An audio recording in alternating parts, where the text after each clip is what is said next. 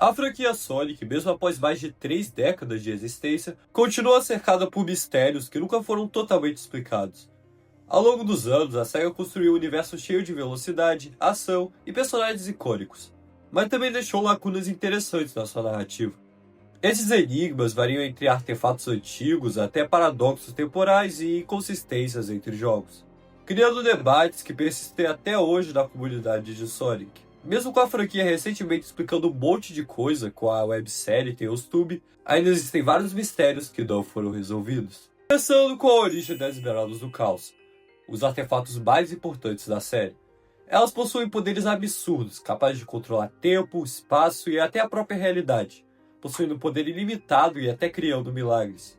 Em Sonic Frontiers é revelado que a raça avançada e muito antiga, conhecida como os Ancients, conseguiram ter acesso às Esmeraldas do Caos. Mas eles tiveram que sair do seu planeta natal porque a entidade cósmica chamada de The Age destruiu o planeta. Ao passarem pela Terra, as Esmeraldas do Caos reagiram à Esmeralda Mestre, forçando um pouso de emergência e levando a espécie a começar a viver lá. Embora a existência das Esmeraldas do Caos tenha elevado a civilização dos Ancients através da tecnologia e da cultura, nunca foi dito que os anciões criaram elas. Não sabe se são objetos naturais do universo, relíquias alienígenas ou manifestações de alguma força cósmica maior, ou até de uma criação primordial que transcende o tempo e o espaço. Essa falta de explicação torna as esmeraldas ainda mais fascinantes e enigmáticas. Mas eu tenho uma teoria do que elas realmente são. A gente sabe que o The Age representa a entropia e o fim do universo do Sonic. Então a Esmeralda Mestre e as Esmeraldas do Caos poderiam representar o oposto disso. Elas representariam o caos caótico da vida do universo do Sonic. Nesse caso hipotético, essas duas forças cósmicas seriam forças fundamentais dos cosmos, existindo desde o começo da criação da série Sonic. Enfim, isso aí não é um fato nem nada, mas é só uma teoria que eu tenho sobre a origem delas. Acharia bem legal se isso fosse verdade. A Sonic Team provavelmente vai explicar a verdadeira origem delas no próximo jogo principal do Sonic. Talvez tenha até uma coisa a ver com aquele deus que a Sage mencionou. Eu tô bem curioso para ver o que vão fazer no próximo jogo 3D em relação a isso.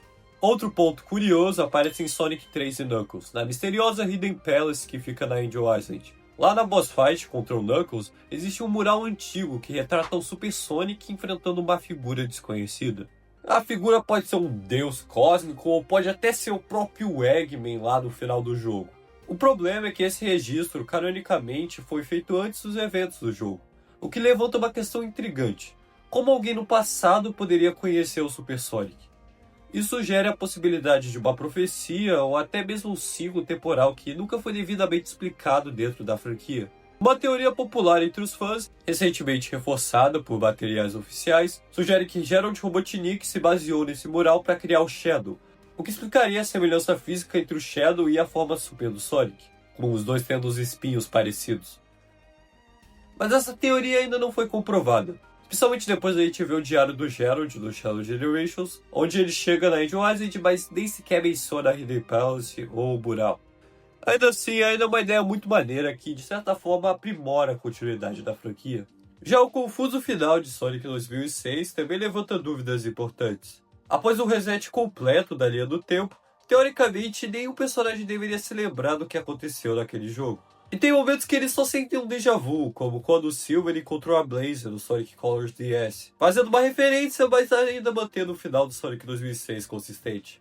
No entanto, na versão japonesa de jogos, como o Team Sonic Racing, é sugerido que o Sonic ainda se lembra dos eventos do Sonic 2006. Mas como que ele se lembraria disso se os eventos foram apagados da memória de todo mundo? Isso levanta a dúvida, o Sonic ainda se lembra daquela realidade? Será que ele é imune ao efeito de apagamento de memória? Ou são apenas coincidências? A resposta nunca foi confirmada oficialmente. A Blaze Cat é outro grande exemplo de inconsistência narrativa. Em Sonic Rush, ela é apresentada como uma princesa de outra dimensão, com uma história bem definida. Porém, em Sonic 2006, ela surge em um futuro apocalíptico, se juntando ao Silver sem explicação clara, nem mencionando a dimensão dela, e no final ainda se sacrifica como se fosse o fim da sua jornada. Claro, os eventos de Sonic 2006 foram apagados, mas isso ainda não explica como que ela está no futuro do Silver sem nenhuma explicação. Isso levanta várias possibilidades. A Blaze pode ser de outra dimensão, de um futuro alternativo, ou até existir múltiplas versões, algo que a SEGA nunca esclareceu completamente. Geralmente só tratando a Blaze como alguém de outra dimensão. Isso é mais um furo de roteiro do que o mistério em si, que até hoje não foi explicado. Já a forma como o tempo funciona na franquia também é extremamente confusa. Jogos como Sonic CD e Sonic 2006 apresentam regras completamente diferentes para a viagem temporal. Em alguns casos, alterar o passado muda diretamente o futuro, em outras, alterar o passado não gera consequência nenhuma, sendo como se sempre tivesse acontecido essa mudança no tempo. E no Sonic Generations, parece que a SEGA desistiu de explicar isso e só admitiu que a viagem no tempo é uma mistura caótica de negócios temporais.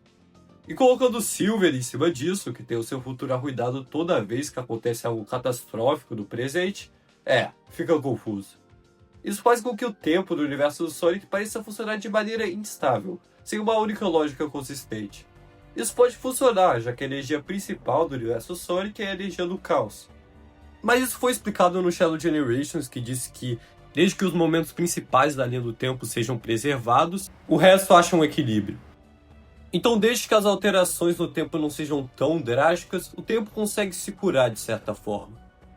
Por fim, até a própria identidade do Sonic permanece envolta em mistério. Nos jogos, a sua origem nunca foi claramente definida, assim como a razão da sua velocidade extraordinária ou de seu papel constante como herói que surge nos momentos certos. O lugar que o Sonic nasceu, sendo a Christmas Island, foi apenas algo mencionado em entrevistas antigas e não parece ter muita relevância para a lore geral. Então a gente não sabe de onde Sonic veio e de como ele veio para existir no seu mundo. Tipo, será que ele só spawnou lá e simplesmente seguiu com a vida dele? Eu não sei. Talvez essa falta de explicação seja intencional, mantendo o personagem como um símbolo mais do que uma figura totalmente compreendida, sendo alguém livre como o vento e voltos de misticismo. Ele é o Sonic, só um cara que ama aventura. No fim das contas, esses mistérios são parte do que torna a franquia Sonic interessante. Mesmo que alguns desses mistérios sejam simplesmente furos de roteiro, eles ainda alimentam teorias, discussões e mantêm o universo vivo na mente dos fãs. E talvez a verdade seja essa. Por mais que certas coisas sejam inconsistentes e precisem mesmo de explicação, nem todos os segredos precisam ser revelados para continuar fascinando. Mas se eu tivesse feito esse vídeo antes da SEGA começar a ligar para a continuidade de Sonic de novo, com o Tails Tube e tal, teriam bem mais coisas dele. Então dá para se dizer que várias dessas pontas soltas estão finalmente sendo exploradas. E eu definitivamente estou no aguardo para ver o que vai ser explicado mais sobre o universo do Sonic no próximo jogo principal. E então é isso.